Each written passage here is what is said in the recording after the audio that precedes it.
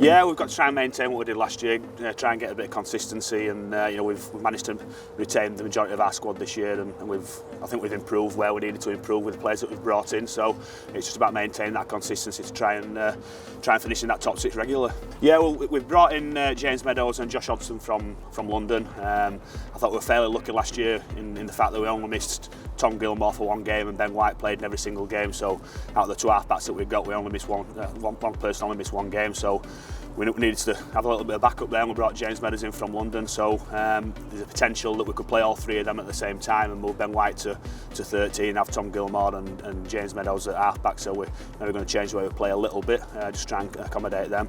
Josh Hodgson is a big strong thing on that in the centre, so we're looking forward to how he's going to go this year. And Perry White, we brought in from York this year as well. We lost Wayne Retty to Hunslet, and we've also lost Jody Broughton, who's retired. So again, we need a little bit of strength and depth on the edges there to cover Johnny Campbell and Greg Johnson. So we brought in a couple of young kids as well to give them a chance from Castleford and Huddersfield. So we're happy with what we've got. So the retention was the main part for us. We want to keep the spine of what we had last year with Luke Cooley, Ben White, Tom Gilmore, Alistair Leake, them sort of players. So we've got that consistency. So hopefully we can start where we left off from last season. Hopefully, yeah.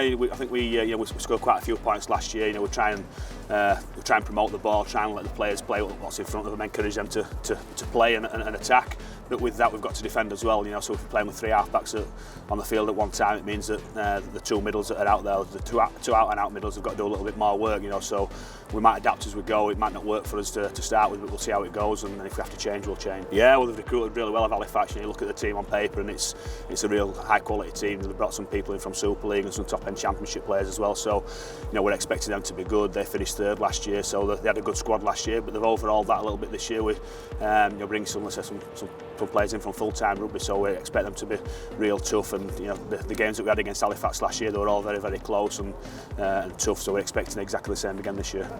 Yeah, it's fantastic. I think the more games that we can get on TV, the more that we can get people to see the product that we've got in the Championship, the better it's going to be.